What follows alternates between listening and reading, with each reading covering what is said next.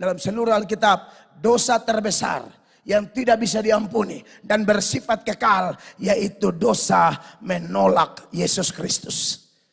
Menolak Yesus adalah dosa terbesar. Itu senada dengan menghujat roh. Mengingat peran Roh Kudus adalah membuat orang mengaku Yesus sebagai Tuhan. Kalau kita tolak Roh Kudus sama dengan tolak Yesus, maka tidak mungkin ada pengampunan. Hukuman tetap ada dalam diri kita. Yohanes 3 ayat 18 dibacakan, perhatikan. Barang siapa percaya kepadanya, ia tidak akan dihukum. Ya. Barang siapa tidak percaya, ia telah berada di bawah hukuman, sebab ia tidak percaya dalam nama Anak Tunggal Allah. Iya, bahkan kita akan mati dalam dosa. Yohanes 8:24, 1, 2, 3. Karena itu tadi aku berkata kepadamu bahwa kamu akan mati dalam dosamu. Sebab apa? Jikalau kamu tidak percaya bahwa akulah dia, kamu akan mati di dalam dosamu. Jadi dosa terbesar itu adalah dosa menolak Kristus. Silakan seseorang punya dosa yang begitu banyak, mengerikan, kotor, sampai dia bisa berkata seperti Paulus, dari semua orang aku paling berdosa. Tapi kalau dia terima Yesus, semua dosa dibereskan. Amin.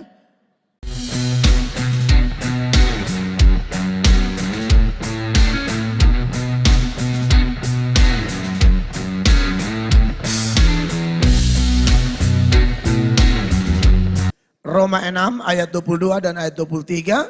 Dalam hitungan ketiga kita baca sama-sama kedua ayat ini. 1, 2, dan 3.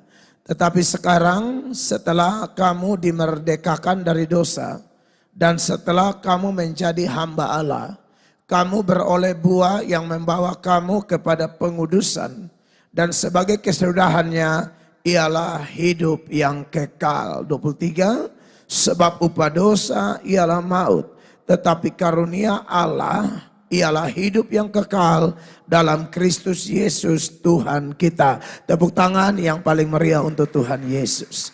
Bapak Ibu jemaat yang diberkati oleh Tuhan Yesus, tema kita di bulan Agustus adalah victory atau kemenangan. Dan kalau bicara tentang kemenangan yang sudah diajarkan beberapa minggu ini, ya sepanjang saya tidak ada di gereja, kurang lebih 3 hari minggu saya tidak ada di gereja, tapi saya mengikuti khotbah dari Ibu Gembala dan beberapa pendeta yang lain. Saya dan saudara mendapatkan satu pengajaran atau pelajaran yang sangat berharga, bahwa kemenangan yang dimaksudkan atau victory yang dimaksudkan sepanjang tema ini dibahas adalah kemenangan berdasarkan hati Tuhan. Kemenangan berdasarkan ajaran firman yang murni. Bukan kemenangan versi orang-orang di luar Kristus. Karena orang-orang yang tidak percaya Yesus pun, ya sekalipun di dunia ini mereka sebenarnya tidak ada harapan dan tidak ada Allah. Karena kalau kita bandingkan dengan Efesus pasal 2 ayatnya yang ke-12, firman itu dengan jelas berkata bahwa waktu itu kamu tanpa Kristus tidak termasuk kewargaan Israel dan tidak mendapat bagian dalam ketentuan-ketentuan yang dijanjikan, tanpa pengharapan dan tanpa Allah di dunia. Jadi orang yang tidak percaya Yesus itu hidup di dunia tidak ada harapan, bahkan tidak ada Allah. Allah tidak berpihak kepada mereka, mereka tidak berpengharapan. Padahal manusia adalah makhluk berpengharapan. Ya, tetapi faktanya menurut ayat ini bahwa tanpa Yesus orang tidak ada harapan. Tapi tahukah saudara bahwa sekalipun mereka tidak ada harapan, tidak ada Allah, tetapi mereka juga bisa sukses. Mereka bisa berhasil. Makanya ada data yang begitu banyak bahwa ada orang yang hidupnya fasik, without worship. Orang yang hidup tanpa penyembahan, tanpa ketergantungan kepada Allah, tapi sukses loh. Lebih sukses dari kita. Saya ketemu seorang pengusaha di LA. Lalu dia share, karena dia tahu dari LA saya harus terbang ke New York untuk khotbah di New York. Dia mati-matian mau ikut saya ke New York karena di New York dia punya teman Yang dia bilang jauh lebih kaya dari dia, jauh. Padahal teman saya ini pengusaha yang sudah terkenal kaya di LA. Dia pengusaha kayu begitu. Punya kayu-kayu yang di hutan-hutan Kalimantan semua. Salah satu pemiliknya dia kelihatannya. Tapi saya tidak terlalu berurusan dengan menggali. Itu juga dari kata orang-orang. Dan memang sejauh mata memandang kelihatannya orang sukses. Tapi dia bilang, ada orang yang jauh lebih sukses dari dia. Pengusaha asal Malaysia yang sudah jadi warga negara US. Hanya orang itu tidak percaya Yesus. Jadi mau ketemu kami untuk kami jelaskan tentang Kristus kepada dia. Dia bilang saya mau ke sorga. Tapi saya tidak tahu jalan ke sana. Tapi ngomong kaya banget. Dan untuk orang-orang tertentu yang di luar Kristus, mereka melihat kemenangan seperti itu. Kemenangan mereka ialah pencapaian lahiriah mereka. Lebih kaya, lebih tinggi jabatannya, lebih cantik, lebih tampan, bla bla segala macam. Sehingga mereka melihat sekelilingnya itu remeh sekali. Mereka melihat orang-orang yang mungkin dianggapnya sebagai kompetitor, mereka anggap itu kalah semua. Mereka lah pemenangnya. Bahkan sampai level yang paling parah, mereka bukan saja merendahkan sesama, tapi mereka juga pandang enteng Tuhan. Makanya kalau kita bandingkan dengan data lain di dalam Mazmur, Pemazmur dalam Mazmur 10, mulai ayat 3, Pemazmur bilang begini, karena orang fasik memuji-muji keinginan hatinya, dan orang yang loba mengutuki dan menista Tuhan. 4, jemaat, 2, 3. Kata orang fasik itu dengan batang hidungnya ke atas. Ya. Allah tidak akan menuntut, tidak ada Allah, itulah seluruh pikirannya. Jangankan sesamanya, Allah pun dia tidak hitung. Orang kumpul dia sondereken Tuhan. Jangankan sesama, jangankan tetangga, jangankan kerabat, jangankan kawan-kawan satu alumni. Tuhan Allah aja dia tidak pusing. Dia tidak reken sama sekali. Karena merasa akulah pemenang secara dunia. Akulah pemenang secara sekuler. Akulah pemenang di luar Kristus. Ayat 5 dia bilang begini. Tindakan-tindakannya selalu berhasil. Tindakan-tindakan siapa? Tindakan orang fasik yang tanpa Kristus itu. Tanpa Allah, tanpa harapan. Tapi untuk sejenak, untuk sesaat ditipu oleh setan begitu rupa. Sehingga dia kira dia pemenang. Tapi ternyata tidak ada harapan. Dia kira dia pemenang. Padahal without God. Tanpa Allah di hidupnya. Hukum-hukummu tinggi sekali. Jauh dari dia. Hanya dia tidak peduli dengan hukum Allah. Ia menganggap remeh semua lawannya.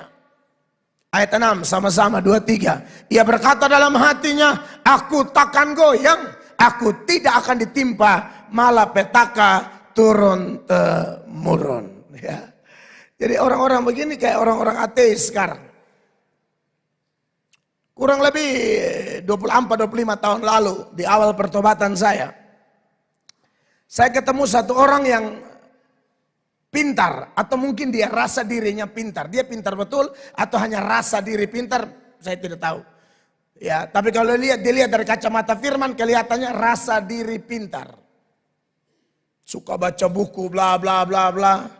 Di awal pertobatan saya dia menasihati saya, dia bilang, Adik ini omong bertobat, pasti adik takut masuk neraka tuh. Adik tahu tidak, saya nih sampai titik berpikir agama tuh hanya sugesti saja adik. Jadi itu tidak benar-benar ada, tidak benar-benar ada. Kamu yang mungkin ketakutan bla bla. Jadi dia berusaha menggiring saya supaya berubah. Jangan buat keputusan, tinggalkan dunia lama. Ayo kembali, gabung, nimbrung. Main bareng lagi, asik-asik bareng, hidup duniawi bareng, katanya begitu.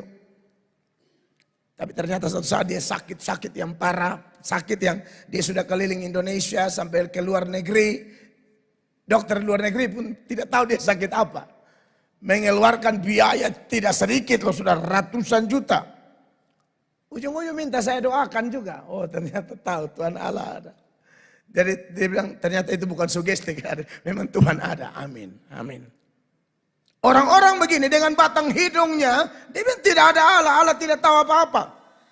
Nah kalau Tuhan saja dia remehkan, apatah lagi sesamanya. Sebelum saya lanjut, saya cek AC, agak mencurigakan. Oh ya, benar, kok bisa mati? Tolong Rahmat. Walaupun merah putih ya, tapi kalau AC tidak hidup ya, haleluya. Orang pikir baik perang, padahal tidak memanfaatkan fasilitas yang Tuhan sudah siapkan ya. Nah ini kenapa terlalu siksa diri dengan ini apa ya? Kok jemaat pun doi, saya juga hidup sah. Heran umat. Nah jemaat. Di mana-mana, saya kalau khotbah ada yang tidak beres, biar kita selesaikan dulu baru khotbah lanjut. Daripada beta sok yang beriman, padahal di hati ini cuma ke hati dan pengurus gereja sebenarnya. Tidak, saya tidak tipe begitu. Apa yang bemus omong berhenti ke bekas ber, baru saya lanjut ya. Itu sudah dulu dan saya tidak akan berubah daripada penipu gitu. Nah jadi Bapak Ibu jemaat yang diberkati oleh Tuhan Yesus, kita tidak kemenangan seperti ini. Khotbah-khotbah yang sudah disampaikan, kemenangan-kemenangan yang sudah disampaikan itu baik menang atas khawatir, menang atas dunia, menang atas rasa diri minder, atau menang di dalam tugas kita untuk melakukan pelayanan seperti yang Pak Kapolda khotbah tentang perlengkapan senjata Allah itu adalah kemenangan-kemenangan yang betul-betul diajarkan oleh kitab suci dan itulah kemenangan orang percaya, ya. Sebab Rasul Paulus bilang kita memang masih hidup di dunia, tapi kita tidak duniawi, kita tidak berjuang secara duniawi.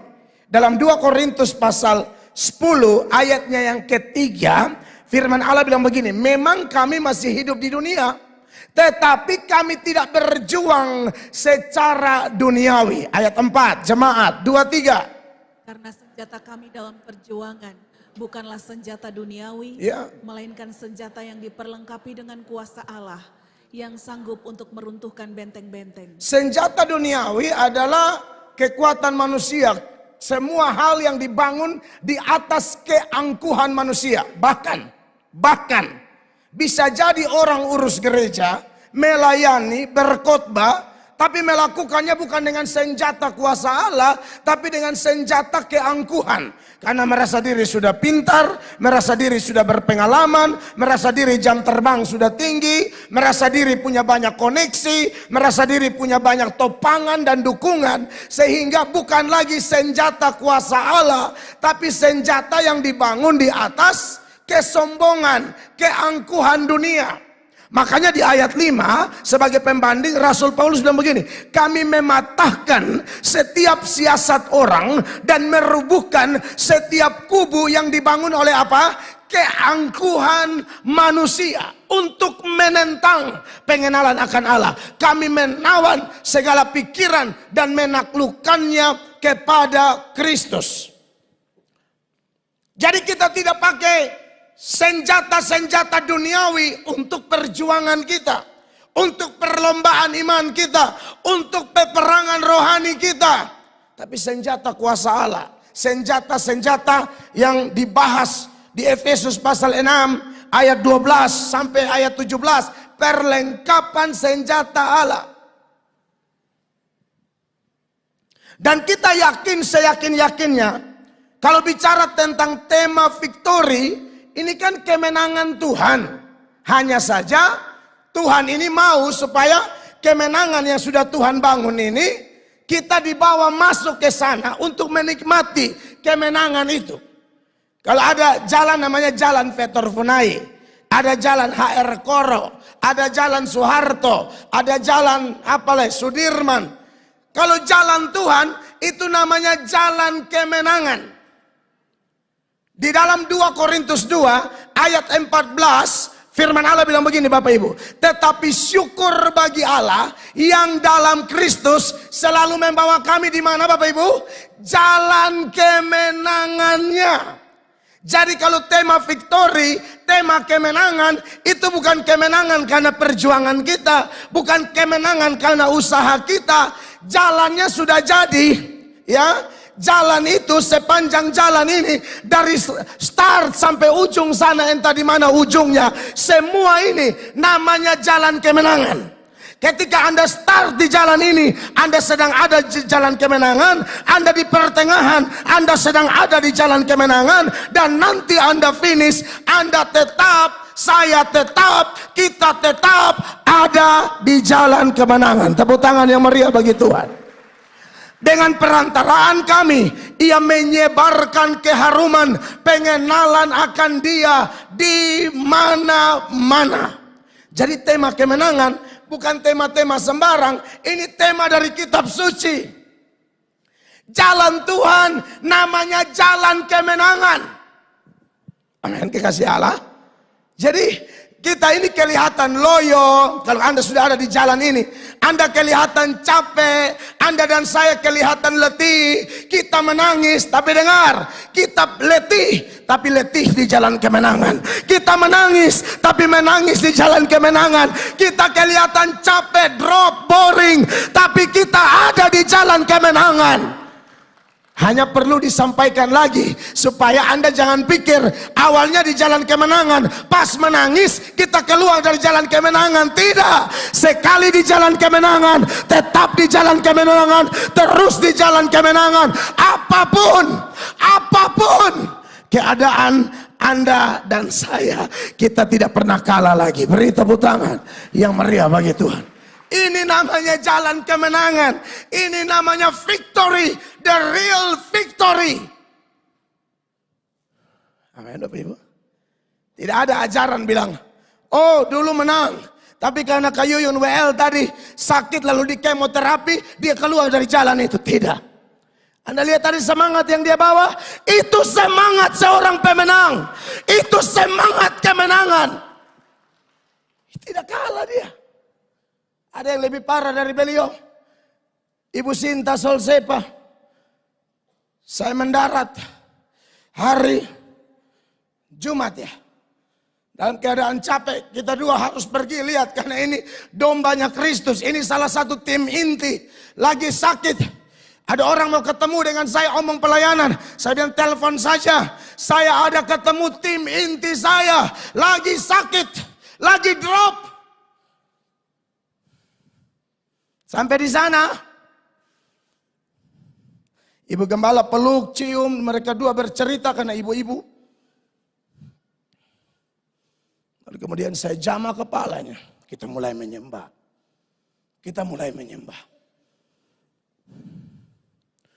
Naikkan beberapa lagu. Waktu Tuhan pasti yang terbaik, nyembah. Ini ada info semua, suara keluar waktu angkat tangan. Ini orang pemenang. Jangan pernah bilang sakit, selang infus atau kemoterapi lalu kita keluar dari jalur kemenangan. Tidak akan pernah keluar. Ibu tuh ref berapa lagu? Medley, sebab kau besar, medley lagi. Ku kagum, hormat akan engkau. Medley lagi. Mampirlah dengar doaku. Yesus penebus, menyembah. Ini baru pemenang. Kecuali Anda fasik. Memang Anda tidak pernah di jalur kemenangan. Makanya sakit sedikit demo. Sakit sedikit ngambek. Sakit sedikit langsung bilang, saya tidak mau melayani lagi. Anda tidak pernah ada di jalan ini. Tetapi kita yang ada di jalan ini. Firman Allah jelas. Tetapi syukur bagi Allah yang dalam Kristus selalu. Bukan sekali-sekali. Selalu membawa kami di jalan kemenangannya. Sorak-sorai bagi Tuhan Yesus. Jadi kekasih Tuhan, tidak kebetulan tema ini di bulan ini buat kita semua. Kemenangan. Ini tema yang luar biasa. Tetapi karena berkaitan dengan nats pembuka kita tadi, dan juga masih ada di sekitar suasana kemerdekaan Negara Kesatuan Republik Indonesia yang ke-79. Maka saya mau menyoroti satu subtema. Yaitu saudara-saudara, kemenangan orang percaya dalam kaitannya dengan kemerdekaan sejati. Atau kemenangan orang percaya tidak bisa dipisahkan dari yang namanya kemerdekaan sejati. Ketika kita bicara victory, tak terhindarkan kita harus bicara freedom. Nah, menarik nih jemaat yang diberkati oleh Tuhan Yesus, bahwa memang semua yang sudah dikhotbahkan, yang sedang dikhotbahkan, dan sepanjang bulan ini atau mungkin bisa jadi sampai bulan September, kita masih soroti tema besar kita ini. Ada banyak berkat, tapi saya mau tegaskan bagi kita pada saat ini, di momen suasana kemerdekaan negara kesatuan Republik Indonesia, ada begitu banyak nats dalam kitab suci yang kita percayai, Kejadian sampai Wahyu, yang adalah murni suara Tuhan Allah. Ada banyak ayat yang menjanjikan kemerdekaan. Amin.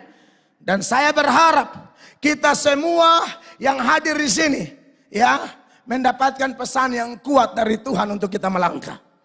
Amin, kekasih Tuhan. Nah, menarik jemaat yang diberkati oleh Tuhan Allah, bahwa bicara tentang semua kemenangan itu. Saya mau tekankan poin pertama di bawah subtema kita hari ini. Semua kemenangan yang sudah dikhotbahkan, yang sedang dikhotbahkan, dan yang akan dikhotbahkan akan menjadi nyata. Benar-benar kita alami apabila kita benar-benar merdeka. Bukan merdeka hanya lip service, bukan merdeka hanya slogan. Tapi merdeka betul-betul kita alami itu merdeka, baru kita bisa menang atas khawatir, baru kita bisa menang atas hal-hal duniawi, baru kita bisa menang atas rasa minder.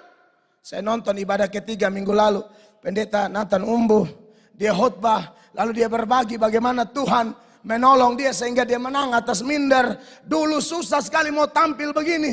Pak Nathan Umbu tidak tahu bergaul apalagi bicara. Saya ingat-ingat sama sebenarnya. Kalau saudara lihat hari ini Pendeta Mel Atok cerewet sekali. Aktif sekali, semangat sekali. Bahkan bisa khotbah no teks. Anda tahu tidak? Ini dimulai dari mana? Dimulai dari Gamatar Dingin saat khotbah pertama. Kurang lebih tahun 2000 yang lalu. Bukan 2000 tahun yang lalu ya. Ini wajah-wajah ini mesti perlu dijelaskan karena takut ada yang pulang bilang, aduh kita baru tahu. Dia cerita di kerabat, tetangga, telepon, di rote bilang, awi dia lu tahu kosong, dia foto pun pendek. Suhidup dari 2000 tahun yang lalu. Tahun 2000 yang lalu. Saya bertobat. Saya dibaptis itu sekitar bulan Mei atau Juni 1999. Saya ingat itu tepat waktu itu meninggal orang tua kami dalam kampung, Ibu Oci Funai. Ya, Om Adam Funai punya istri. Kata panggil di dalam kampung Mama Oci, Mama Oci. Jadi saya dibaptis waktu itu. Mungkin baru 6 bulan kemudian saya ditugaskan khotbah. Itu pas tahun 2000 tuh. Nah, saudara itu berdiri itu antara Gamatar, antara mau kincin calana semua. Keringat meleleh yang gila pun. Kalau Anda tahu sebelum itu. Kalau dalam kampung semua mabok. Siapa yang berdiri dan cerita? Saya. Dan panggil Mel dulu. Dan saya datang saya mulai cerita. Dan dia mulai umpan. Itu tante orang Bugis ke mana? Kan saya bisa logat Bugis. Kalau Mbak Madura, saya bisa Madura. Kalau itu Om orang Manggarai, semua. Cerewet minta ampun. Tapi pas naik pelayanan, aduh rasa-rasa kayak Gamatar Dingin. Tetapi luar biasa, dalam Tuhan kita diberi kemampuan untuk menang atas minder, takut ya, pesimisme dan lain sebagainya. Kebiasaan menjadi orang yang takut bayangan, kalah sebelum perang, itu diruntuhkan oleh Tuhan. Tapi kapan itu terjadi? Terjadi saat saya dan Bapak Ibu terkasih, semua orang yang menerima Yesus, Anda benar-benar merdeka. Baru Anda rasakan itu kemenangan. Karena jalan kemenangan yang saya bilang tadi itu kan karya Kristus. Kapan Anda dan saya berjalan di jalan itu? Saat kita benar-benar merdeka. Kalau tidak pernah ada di jalan itu. Makanya kaitannya kuat sekali antara victory and freedom. Nah, saudara yang diberkati oleh Tuhan Yesus.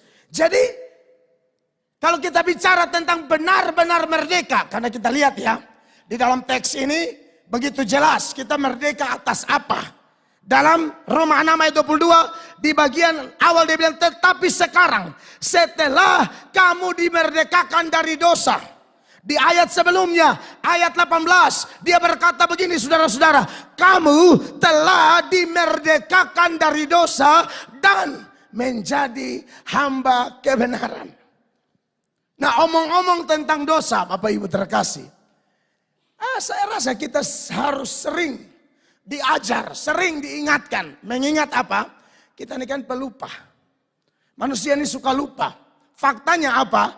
Adam dan Hawa aja sebelum jatuh ke dalam dosa, kejadian 1 dan kejadian 2, itu Adam Hawa suci, murni, bersih, tanpa dosa. Lalu Tuhan berfirman, mereka taat tidak firman-Nya, lupa, tidak taat, jatuh. Apatah lagi kita yang sudah terkontaminasi dosa, yang dilahirkan dari dosa, yang dalam kandungan atau rahim ibu kita sudah berdosa, potensi kita untuk lupa lebih besar. Maka dari itu kita harus sering-sering diingatkan. Amin Bapak Ibu jemaat. Dosa. Dosa itu begini. Dari kata Ibrani, bahasa Ibrani kata. Dari bahasa Yunani hamartia. Bahasa Ibraninya banyak tapi yang paling populer kata. Yunaninya juga banyak tapi yang paling populer hamartia. Ya makanya di sekolah teologi ada mata kuliah. Ada ajaran, ada doktrin namanya hamartiologi. Ilmu atau doktrin atau ajaran tentang dosa. Hamartia itu arti lurusnya begini. Itu meleset dari sasaran. Kalau saudara pernah nonton olahraga panahan atau olahraga menembak, kan ada sasaran yang harus dibidik tuh. Iya kan? Nah kalau tidak berdosa artinya, waktu dia lepaskan anak panah itu, tepat kena sasaran itu. Tapi menjadi dosa kalau meleset. Ya, misalnya dia mau tembak begini, tapi dia miring karena Om Ale pun testa. Contoh saja. Itu namanya meleset. Ya, jadi dosa artinya meleset dari sasaran. Maka berkembang arti seperti ini. Dosa. Dosa adalah kepasifan terhadap kehendak Allah. Dan keaktifan terhadap apa yang tidak dikehendaki Allah. Itu dosa. Sederhananya, apa yang Allah mau, kita pasif. Tapi yang Allah tidak mau, oh itu kita aktif luar biasa, itu dosa. Kaki melangkah ke gereja, berat. Walaupun gerejanya dekat dengan rumah. Ya koster supuku itu lonceng gereja, sampai koster tuli. Saya kenal beberapa koster tuli. Serius. Tuli, hanya gara-gara pengen umat dong. Dia toki sampai waktu suruh ini masak air bikin kopi dia ambil air cuci piring. Karena tuli. Kok ini toki coba pakai alat peredam.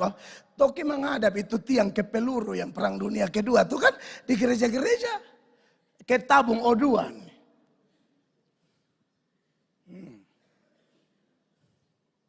Panggil orang lain dia emangnya. Lu panggil beta. Bukan.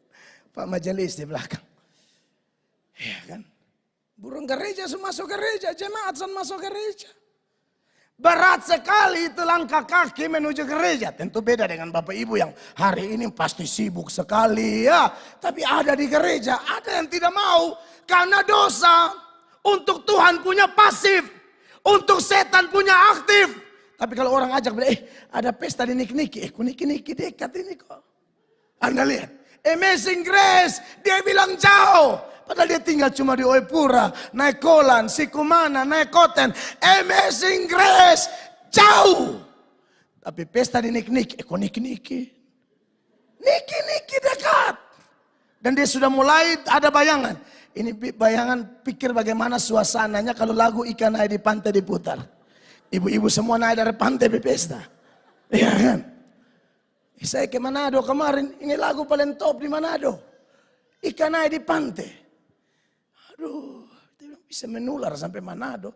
Jangan bilang di pesta, Ikan air di pantai. Jangankan di pesta. Ulang tahun gereja aja kalau mereka mau naik di pantai. Gereja langkah kaki berat. Pesta pora piknik di hari Minggu. Langkah kaki semangat. Anda pasif untuk kehendak Allah. Aktif untuk apa yang tidak dikehendaki Allah. Ini mulut mau cerita kebaikan Tuhan berat. Padahal dia sudah rasa bagaimana Allah sembuhkan dia. Bagaimana Allah angkat dia dari nol. Yang tidak ada apa-apa menjadi ada apa-apa. Yang bukan siapa-siapa sekarang diperhitungkan orang. Dia tidak pernah cerita itu. Padahal sudah diajarkan berkali-kali di gereja. Salah satu penginjilan yang efektif adalah Anda saksikan kesaksian pribadi Anda. Anda tidak perlu jadi seperti Bapak Gembala yang khotbah kas keluar ayat, tafsiran Yunani, Ibrani, komentar teolog A, B, C. Tidak perlu. Anda cukup, kalau memang belum sampai tahap itu, Anda cukup bersaksi bagaimana engkau disembuhkan dari sakitmu. Sebab dia Jehovah Rafa. Bagaimana engkau ketika kekurangan dia mencukupkan. Sebab dia Jehovah Jireh. Ketika engkau sedang galau, gundah gulana, lagi susah, dia Jehovah Shalom. Allah damai sejahteramu. Memberikan damai yang melampaui segala akal. Kenapa itu mulut berat? Tapi kalau cerita orang pun nama, ini mulu lincah memati. Omong orang pun kejatuhan, ini mulu lincah memati. Omong orang pun aib, dia pun mulut paling nomor 1. Saya harap kita tidak dijajah oleh dosa. Sehingga menjadi pasif terhadap kehendak Allah. Maka dari itu, jemaat yang diberkati oleh Tuhan Yesus. Seringkali dosa menjajah kita ya. Banyak arti dosa ya. Dosa itu kalau menurut 1 Yohanes 3 ayat 4. Itu pelanggaran hukum Allah. Ini ayat bilang begini, perhatikan. Setiap orang yang berbuat dosa melanggar juga hukum Allah. Ya. Sebab dosa ialah pelanggaran hukum Allah. Menurut Yakobus 4 ayat 17. Dosa itu ialah tahu sesuatu itu baik. Tapi Anda tidak buat, itu dosa. Perhatikan. Jadi jika seorang tahu bagaimana ia harus berbuat baik, tetapi ia tidak melakukannya, ia berdosa. Iya, jadi Anda tahu kalau senyum dahulu dengan orang itu baik. Anda karam, Anda berkincang ke pahlawan revolusi. 17 Agustus 1945. Kenapa? Apa yang salah dengan menabur senyum? Bukankah Matius 7 ayat 12 mengajarkan kita hal itu? Segala sesuatu yang kamu kehendaki supaya orang perbuat kepadamu, perbuat lebih dahulu itu pada mereka. Kalau mau orang senyum dan katong, tolong kau senyum. Orang son senyum, satu muka kebuntian. Ada kan orang begitu. Padahal ya omong, ini muka kayak nangka yang setengah busuk tuh.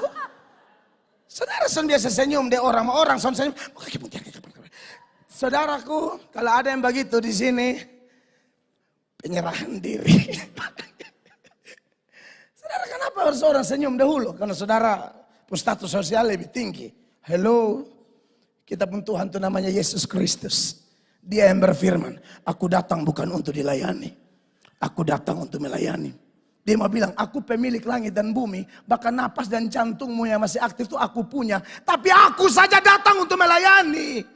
Kenapa kau bikin diri kenyonya Tuhan bos, Raja Kaisar? Amin. Lemparkan senyuman dulu. Bapaknya menang di omong, tapi pesan tapi batu terlalu kau.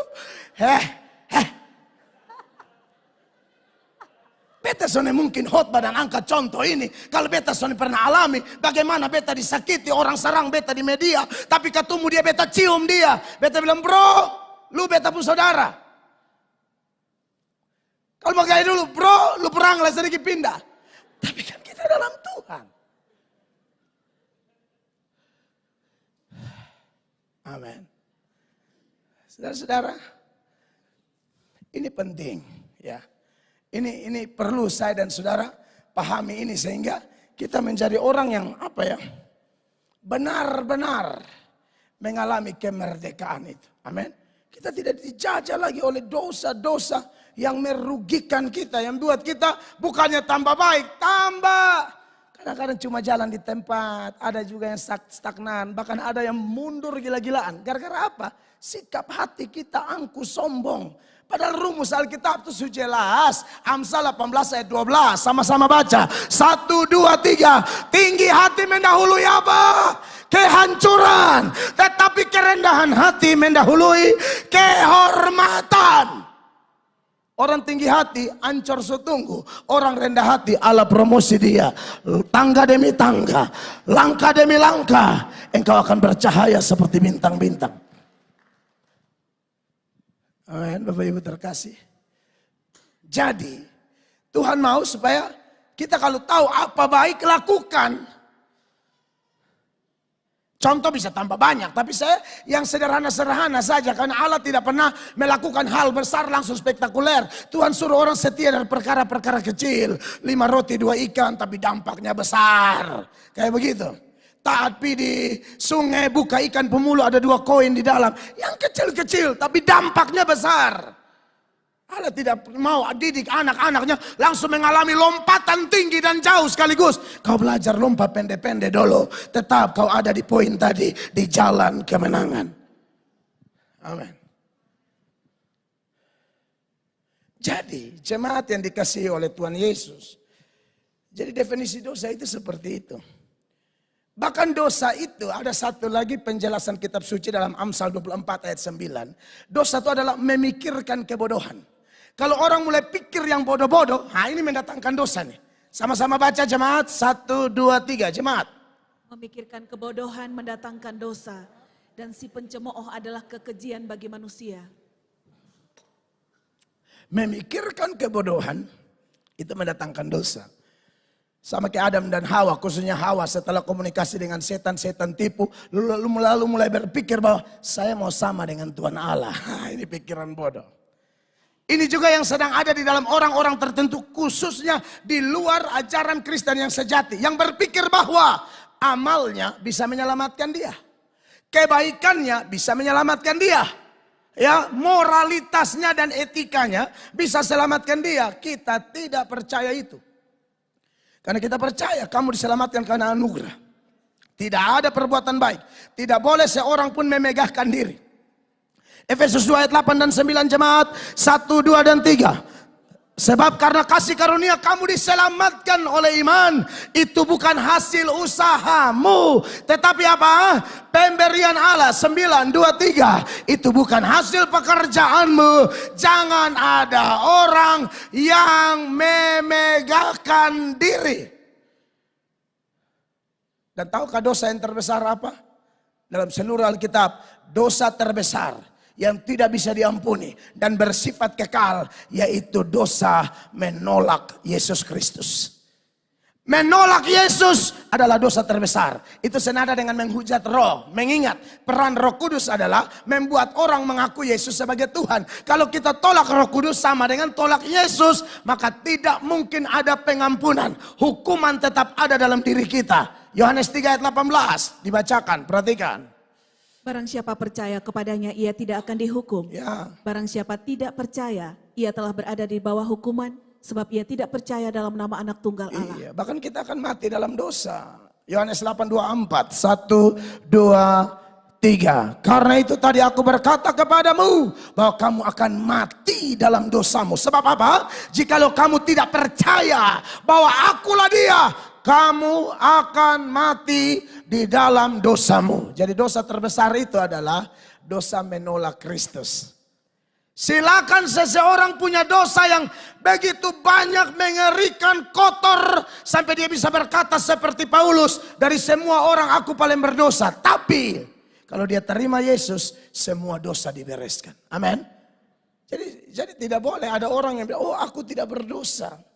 Pada waktu seseorang berkata aku tidak berdosa, pada saat itu dia sedang melakukan dosa. Dosa apa? Dosa penipuan. Tipu siapa? Tipu diri. Mana ada orang tidak berdosa?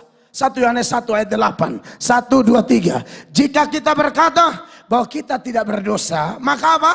Kita menipu diri kita sendiri dan kebenaran tidak ada dalam kita.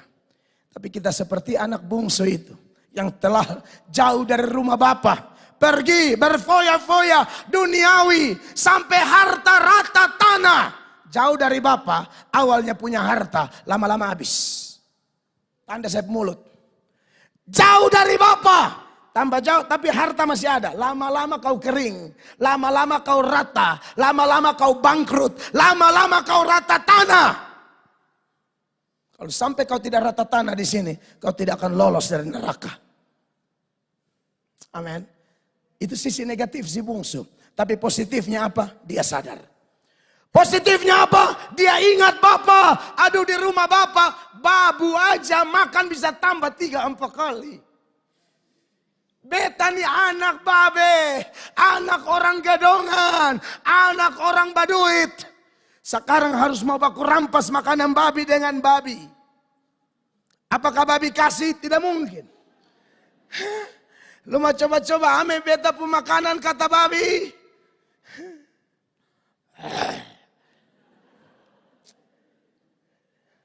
Memang diceritakan bukan babi yang tidak mau, penjaga babi. Kan tidak mungkin langsung cerita ke babi, babi pasti tolak. Dia merenung, bisa anak Bapa di rumah Bapa hidup nikmat, damai, indah. Merasakan kasih Bapa, pelukan Bapa, fasilitas Bapa. Sekarang mau bajoing dan babi pun tidak dapat. Barang labu kuning secuil pun tidak dapat.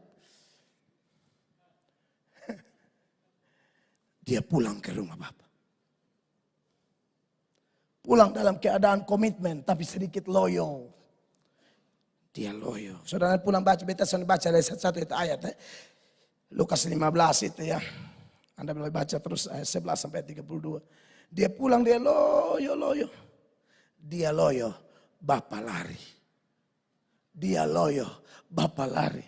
Dia tidak semangat karena memang dosa itu bikin semangat hilang.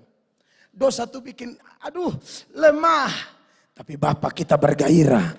Dia tunggu orang-orang berdosa pulang. Dia tunggu orang-orang yang sadar diri bahwa kau dan aku kotor. Dan kita ibarat orang yang jatuh di lubang 30 meter. Kita tidak bisa keluar sendiri. Harus ada yang kasih keluar kita. Siapa yang sanggup kasih keluar kita? Yesus Kristus. Nama di atas segala nama. Hanya dia yang bisa tarik keluar dari tempat itu. Buat kita yang tidak bisa keluar sendiri. Yesus mau keluarkan Anda dan saya. Amin. Jadi Bapak Ibu terkasih. Bahwa dosa terbesar adalah menolak Yesus. Tapi kalau orang mau terima Yesus. Kalau dia mengaku dosa kita, mengaku dosanya seperti bungsu mengaku dosa. Yang terjadi ayat 9, sama-sama baca 2-3.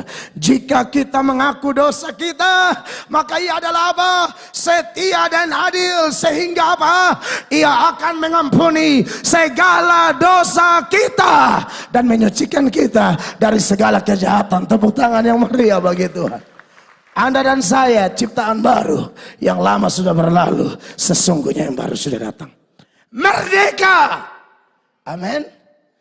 Kita merdeka, benar-benar merdeka. Itu baru bisa menang atas kekhawatiran.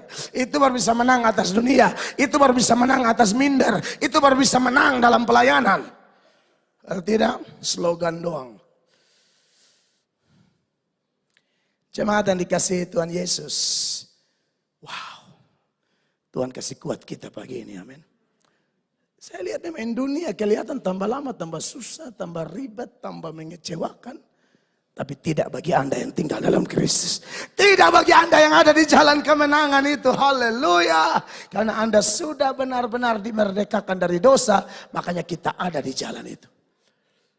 Kalau orang belum benar-benar dimerdekakan oleh dosa, sekalipun kelihatan dia sudah Kristen, kelihatan sudah percaya, tapi dia punya sombong-sombong, kepala batu, itu masih ada loh. Saya kasih contoh nih.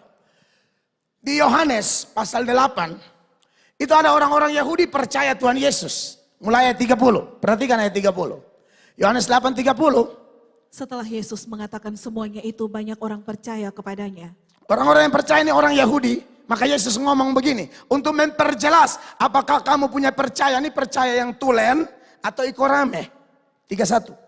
Maka katanya kepada orang-orang Yahudi yang percaya kepadanya, jikalau kamu percaya, Jikalau kamu tetap dalam firman-Ku, kamu benar-benar adalah murid-Ku.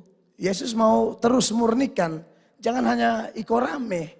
Jangan hanya ikut arus. Kita nih pengikut, bukan ikut-ikutan. Tolong, itu bedanya jauh sekali. Pengikut dengan ikut-ikutan. Lalu Yesus mulai bicara topik kemerdekaan. 32. Dan kamu akan mengetahui kebenaran, dan kebenaran itu akan memerdekakan kamu. Waktu omong merdeka, ini orang tersinggung. Ya, itu sama seperti kita suruh merdeka. Iya, tapi Pak Pendeta tidak salah khotbah kah? Saya ini dari kecil sudah Kristen, bahkan dari rahim. Mama sudah bilang, ini keluar Maria Magdalena. Hamil kedua, Obaja. Hamil ketiga, Habakuk. Nama panggilan Cook.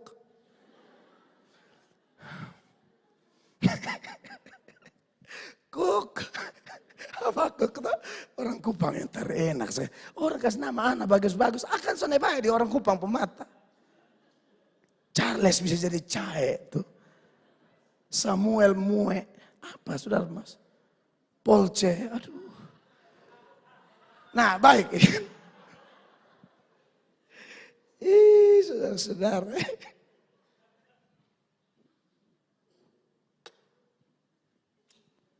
Saudara yang diberkati oleh Tuhan Yesus Kristus. Kami kan sudah Kristen, kami katong nih turunan. Iya kan? Bapak ketua majelis. Bap mantu. Iblis besar. Tidak, ketua rayon. Belum kotoo dong. Itu majelis ganti-ganti sampai mati di Paklaro. Artinya majelis terus menyombongkan kemajelisan, menyombongkan itu gereja tuh ini pesan tanya. Kasih Allah, orang sepercaya tidak begitu, dia benar-benar merdeka. Tapi orang-orang ini waktu Yesus ngomong dan kamu akan mengetahui kebenaran dan kebenaran itu akan memerdekakan kamu, marah mereka. Padahal tadi bilang sepercaya, 3-3, perhatikan. Jawab mereka, kami adalah keturunan Abraham dan tidak pernah menjadi hamba siapapun. Wow. Bagaimana engkau dapat berkata kamu akan merdeka? Berita merdeka, kok bisa bikin orang tersinggung? Padahal ini berita kelepasan, berita yang berujung kemenangan. Ini orang-orang tersinggung. Kira-kira kalau bahasa aku, lu bilang apa? Merdeka? Dia rasa ketong keturunan Bapak Hama. Kenapa harus ngomong merdeka? Kami tidak pernah menjadi hamba siapapun. Orang kalau sombong, biasa lupa diri, lupa sejarah. Benarkah mereka tidak pernah jadi hamba siapapun? Mereka diperbudak di Mesir berapa banyak tahun? 400 tahun lebih. Manusia lupa diri.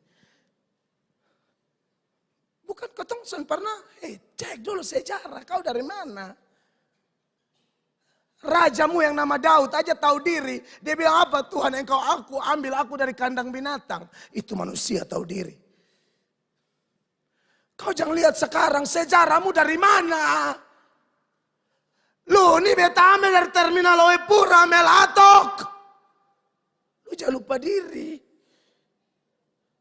Sekarang lu boleh keliling dunia, tapi lu dari mana? Lu kan ada duduk hela rokok, Tuhan itis penginjil. Bikin asap bulat. Kan jauh-jauh, mungkin ke asap salib. Tuhan utus penginjil datang rauhin sampah di jalan. Di terminal Oepura, Parsis. Ditampa beta badisko, ditampa itu Tuhan tangkap beta.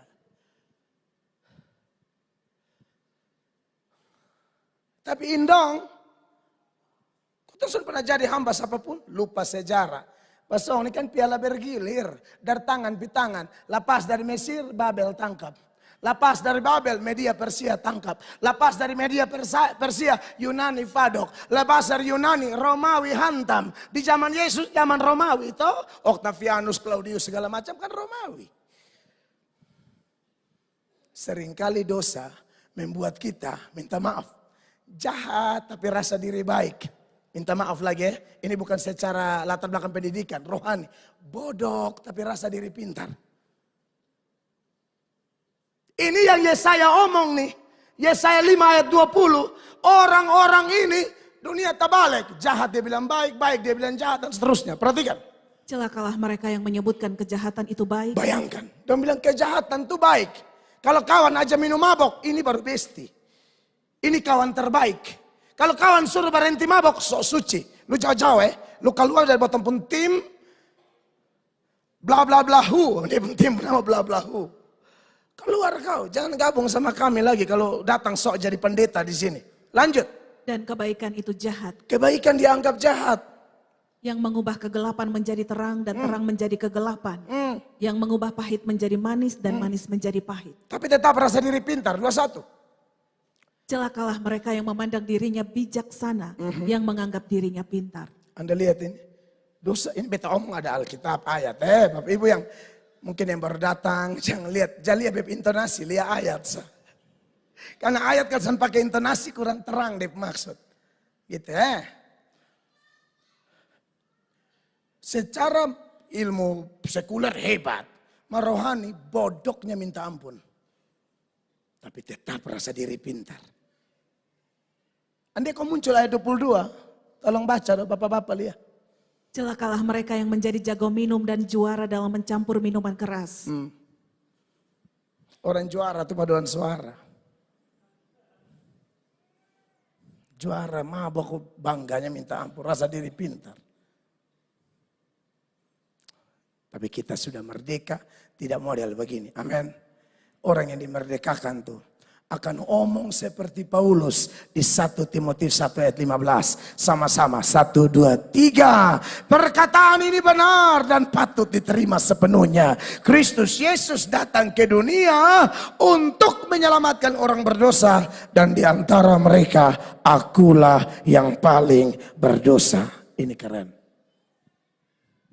Ini orang yang benar-benar merdeka. Padahal Anda tanya, Paulus pintar? Banget. Paulus hebat, banget. Tapi dalam Tuhan, dia salibkan itu semua. Amin, kekasih Tuhan. Nah, jemaat yang diberkati oleh Tuhan Yesus Kristus. Terpujilah Allah yang memerdekakan kita dari dosa. Itu baru kita jadi pemenang sesungguhnya. Dan paket yang tidak bisa dipisahkan saat orang merdeka dari dosa, bukan hanya hukum dosa. Di mana Allah memerdekakan kita. Tapi juga ada satu hukum yang tidak bisa dipisahkan dengan hukum dosa. Namanya hukum maut. Ini pun Allah pisahkan kita. Allah bebaskan kita dari hukum maut. Makanya kalau saudara belajar firman Tuhan. Saudara belajar firman Tuhan. Itu jelas bahwa kalau orang belum dimerdekakan dari dosa. Ada satu ketakutan luar biasa. Ketakutan terhadap apa? Maut. Maut itu bicara kematian. Kematian jasmani, kematian rohani berujung neraka. Orang takut. Dan ini kelihatan dari Ibrani 2 ayat 14-15. Halo ibu yang bawa anak, tolong amankan. Jangan biarkan anak menangis mengganggu. Silakan. Tolong ya, segera jangan biarkan. Cepat. Ditangkap pelan-pelan. Karena buka anak. Pelan-pelan, ibu pelan-pelan. Kalau anak mulai berteriak sedikit tuh langsung bergerak. Kalau mau bawa anak ke dalam ibadah tidak dilarang. Tapi kalau anak mulai berteriak langsung supaya jemaat yang lain. Kan jemaat pemata semua di kiri kanan. Otomatis saya terganggu. Coba kalau orang menangis jemaat tetap lihat beta baik sonde. Nah kan mana beta bisa konsentrasi coba. Sekarang beta tanya saudara coba. Nanti supaya di media dong jangan pikir dia tuh pendeta agak gila, sonde. Beta sebenarnya mau bertahan asal saudara mata jangan lari. Karena mana be mau lanjut ya saudara pun tripping tanpa musik tuh. Hah? Beson jahat. Beta ini pendeta paling baik, coba tanya saya. Kayak yang ada di media, beta togor orang terlalu banyak amin. Ada di satu kota. Dia main amin yang son perlu. Aminnya bukan biasa, amin kira. Amin. Wow. Aduh beta awal besok tahan. Biasanya tunggu respon jemaat. Kalau jemaat tetap fokus di beta, lu mau amin sama mati berlanjut. Jemaat juga tadi. Udah om lah beta. Om diam ya, mengganggu sekali Om ya. Tolong ya, minta maaf Om ya, diam. Mau amin tunggu sama-sama. Biar rasa-rasa mau cuci dia terus. Kami sontaham kan. Ini bukan berarti belum merdeka loh. Ya sorry ya, kita harus segera atas ya. Ini dia pun nama percepatan. Haleluya. Tolong baca dong Ibrani 2:14, takut akan maut. Karena anak-anak itu adalah anak-anak dari darah dan daging, maka ia juga menjadi sama dengan mereka dan mendapat bagian dalam keadaan mereka, supaya oleh kematiannya ia memusnahkan dia, yaitu iblis yang berkuasa atas maut. 15 sama-sama, 1, 2, 3. Dan supaya dengan jalan demikian, perhatikan Bapak Ibu, ia membebaskan, memerdekakan mereka yang seumur hidupnya berada dalam apa? Perhambaan oleh karena takutnya kepada maut. Tapi dengar, kalau kita sudah dalam Kristus, langsung dua-dua, hukum dosa, hukum maut dilenyapkan. Makanya dalam Roma 8 ayat 1 firman Allah bilang begini, saya baca buat saudara. Demikianlah sekarang, tolong catat ini, tidak ada penghukuman bagi mereka yang ada di dalam Kristus Yesus. Siapa mereka? Mereka yang dulu jahat, mereka yang dulu kotor, mereka yang dulu berlumur dosa, berkubang dosa.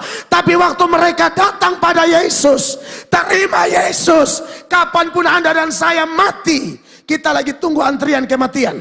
Ya, kematian rohani Tuhan ubahkan menjadi kehidupan rohani. Neraka Tuhan singkirkan jadi sorga buat kita. Ya, lalu kenapa kematian jasmani masih ada? Itu hanya pintu gerbang. Jangan salah, itu pintu gerbang masuk sorga melalui kematian jasmani. Jalan keselamatannya Yesus, tapi Yesus pakai kematian jasmani kita. Tutup mata di sini, buka mata di sana. Dia bilang, akulah kebangkitan dan hidup. Siapa yang percaya kepadaku, engkau akan hidup sekalipun engkau mati. Beri tepuk tangan yang meriah bagi Tuhan. Jadi jangan takut mati jemaat, masih hidup. Lakukan yang terbaik bagi Tuhanmu dan Tuhan kita sebagai bentuk syukurmu. Supaya kapanpun Anda mati, mati dalam tenang, mati dalam damai. Maka layak ditempel di peti matimu. Ya, RIP. Atau rest in heaven, boleh. Karena Anda memang benar-benar istirahat. Jadi hidup gila-gila baru RIP. RIP apa? Lu bukan RIP. Lu rob. Jadi Bapak Ibu jemaat yang diberkati oleh Tuhan Yesus. Kita merdeka. Mempertegas itu ayat 2. 1, 2, 3. Roh yang memberi hidup telah apa? Memerdekakan kamu dalam siapa? Kristus dari apa? Hukum dosa dan hukum maut. Tepuk tangan yang meriah bagi Tuhan. Ini benar-benar merdeka. Sebagai penutup, masih ada satu hukum. Selain hukum dosa, selain hukum maut, dia merdekakan kita dari hukum Taurat. Pasti. Hukum Taurat itu memberatkan sekali loh. Makanya Tuhan Yesus bilang begini di Matius 11 ayat 28. Matius 11 ayat 28. Dia bilang begini. Marilah kepadaku semua yang letih lesu dan berbeban berat, aku akan memberi kelegaan kepadamu. Ini beban berat apa? Salah satu inti dari teks ini adalah, ini beban berat gara-gara hukum Taurat. Jadi pengajar-pengajar Yahudi itu minta maaf, itu pengajar kurang ajar yang suka kasih beban di orang. Pokoknya hari Sabat begini, begitu. Jadi ada 613 aturan, 100 diantaranya berkaitan dengan Sabat. Dan itu sangat memberatkan. Tapi Anda tahu kurang ajarnya mereka. Mereka kasih beban di orang, mereka sendiri tidak mau sentuh. Yesus yang ngomong ini di Matius 23 ayat 4. Perhatikan ayatnya. Mereka mengikat beban-beban berat lalu meletakkannya di atas bahu orang. Lihat ini. Tetapi mereka sendiri tidak mau menyentuhnya. Anda lihat ini. Makanya kasihan itu jemaat. Tapi Yesus bilang mari datang padaku. Kenapa? Karena waktu dia mati, dia batalkan semua hukum Taurat yang memberatkan itu. Efesus 2 ayat 15. Sebab dengan matinya sebagai manusia, Yes. ia telah membatalkan hukum Taurat dengan segala perintah dan ketentuannya. Sampai di situ. Kecuali moral law ya, yang 10 hukum dengan segala penjabarannya itu tidak dibatalkan. Itu tetap menjadi penuntun bagi kita. Tapi kita melakukan itu bukan untuk selamat lagi. Melakukan hanya bentuk syukur. Kenapa kita tidak bersinah? Karena kita cinta Tuhan. Kenapa kita tidak mencuri? Karena kita hormat Tuhan. Kenapa kita ingat dan kuduskan hari Sabat? Hanya sebagai bentuk bakti dan syukur kita. Karena 6 hari lamanya dia pelihara, dia berkati, dia sertai kita dalam bisnis, usaha, pekerjaan, kuliah dan lain sebagainya. Maka ini hari istirahat. Sabados, istirahat. Istirahat dengan Tuhan, istirahat dengan keluarga. Handphone dong kasih mati, tahan dulu. Baca cerita deh anak. Main congklak. Oh boleh tuh. Keluarga kan quality time. Kenapa kalau mesti terlalu heboh? Sudah ada waktu buat istri, anak. Ini hari Sabat dengan Tuhan, dengan keluarga. Dalam Tuhan, nikmatin. Amin. Minggu cuma pikir proyek, pikir ini. Istirahat dulu. Lu terlalu capek, lu muka kayak capek sekali. Tuhan bilang. Tuhan yang tidak kenal capek, saya kerja 6 hari, hari ke-7 Tuhan istirahat. Saudara lebih hebat dari Tuhan Allah. Andai kau sakit. Tuhan Allah yang tidak kenal capek, saya yang tidak kenal istirahat. Ini Om Lambert dihantam terus. Om Nadus Juiko lihat. Bertobat. Santai, relax.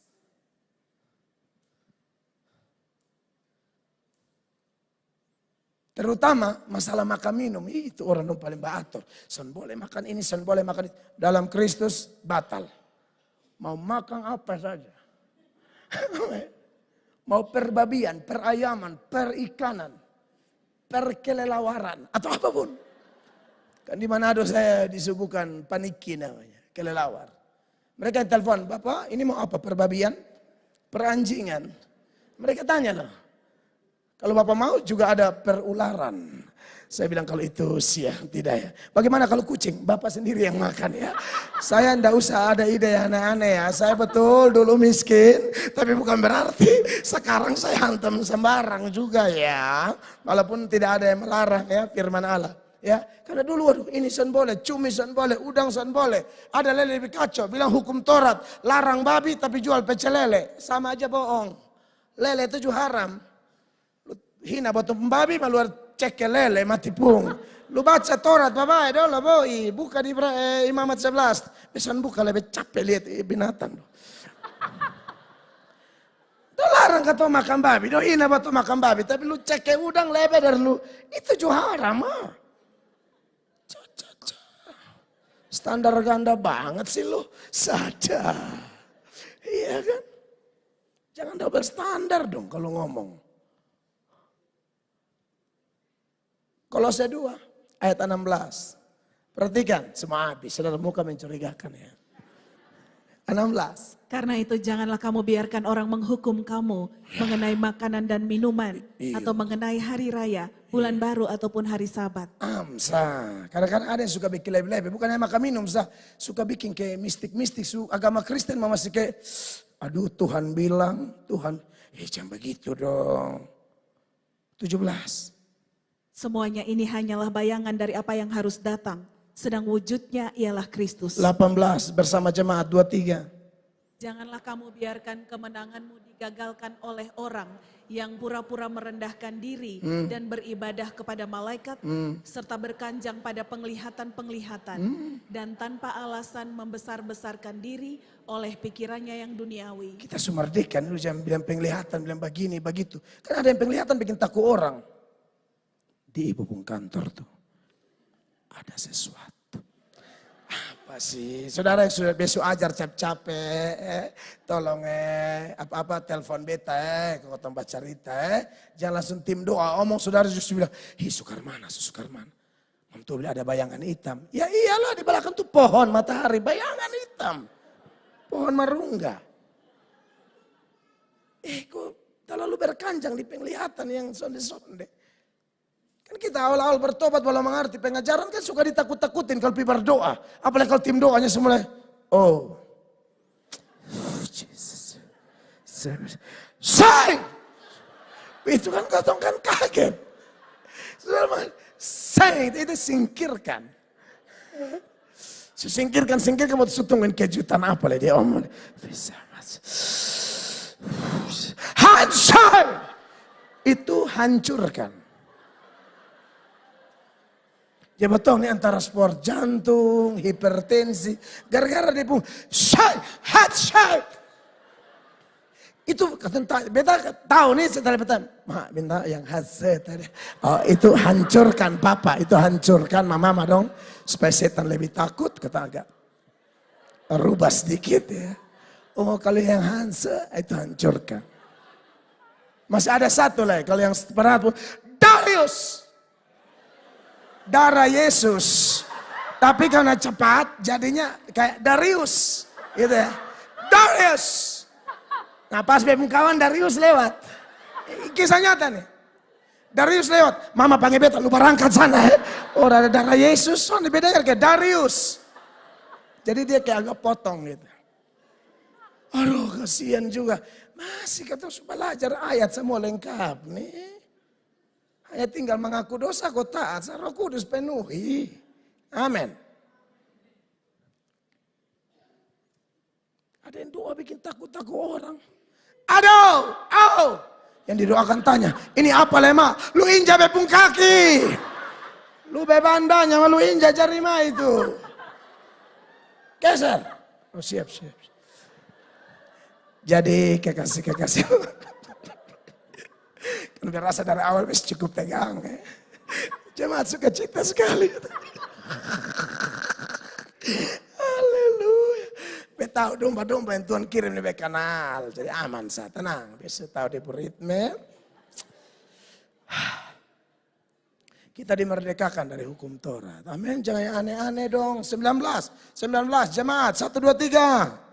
Sedang ia tidak berpegang teguh kepada kepala, Amin. dari mana seluruh tubuh yang ditunjang dan diikat menjadi satu oleh urat-urat dan sendi-sendi menerima pertumbuhan ilahinya. 20 sama-sama 1, 2, 3. Apabila kamu telah mati bersama-sama dengan Kristus dan bebas dari roh-roh dunia, mengapakah kamu menaklukkan dirimu pada rupa-rupa peraturan seolah-olah kamu masih hidup di dunia? 21 dia bilang apa? Jangan jamah ini, jangan kecap itu, jangan sentuh ini. Ini aturan manusia semua. 22, 23. Semuanya itu hanyalah mengenai barang yang binasa oleh pemakaian dan hanya menurut perintah-perintah dan ajaran-ajaran manusia. Ya tidak ada larangan makan minum, hanya mungkin kita karena kesehatan, tentu kita ukur di situ, kita cek darah, bla bla. Beta saya perlu agak turun kan. Serius beta kan jemaat nasihat Bapak kasih turun sedikit. Rahasianya ini. Ya udah gitu. Karena kalau mau sistem balas dendam, kan saudara tahu dulu makan susah. Tacu besar bagian telur satu tu mam tua kasih ponu bagi ampa. Dan doa kau makan. Siapa barang malawan dicubit satu-satu. Syukur telur satu tu satu tacu. Sama kayak lagu Umbrella. Payung. Sebenarnya ada waktu sekarang mau balas dendam. Kabar buat nonton di Singapura. Makan di kapal di atas itu. Marina Bay Sands. Lantai 57. Oke. Antri panjang mau mati. Itu kan di situ mesti reservasi dulu ya. Pokoknya mesti bikin janji dulu. Ya ketempi ini panitia Bapak bilang, Bapak ini hanya bisa makan 1 jam. Ini 1 jam juga itu udah sampai sini nih. Bisa neraba nasi lah. Biar lihat yang berat yang bisa pernah makan di Kupang. Tapi tetap jaga batasan. Amin, saudara. Kita merdeka. Amin. Jadi kalau sudah dimerdekakan, tak usah lagi mau diperhamba di aturan-aturan begitu termasuk sunat apa segala macam. Kalau sunat kesehatan boleh.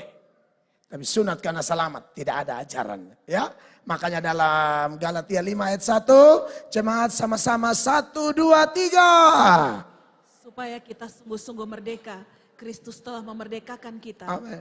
Karena itu, berdirilah teguh dan jangan mau lagi dikenakan kuk perhambaan. Nanti kalau Anda baca terus saya tidak baca lagi ini masalah hukum Taurat, sunat segala macam. Jangan mau lagi. kita sudah bebas. Tapi ingat, kalau sudah merdeka, penutupnya di ayat 13 dari Galatia 5. 1, 2, 3. Saudara-saudara, memang kamu telah dipanggil untuk apa? Merdeka. Tapi janganlah kamu mempergunakan kemerdekaan itu sebagai kesempatan untuk hidup dalam dosa. Melainkan apa? Layanilah seorang akan yang lain oleh kasih. Tepuk tangan yang meriah bagi Tuhan. Saya selesai, minggu depan saya lanjut. Tuhan dimuliakan. Mari kita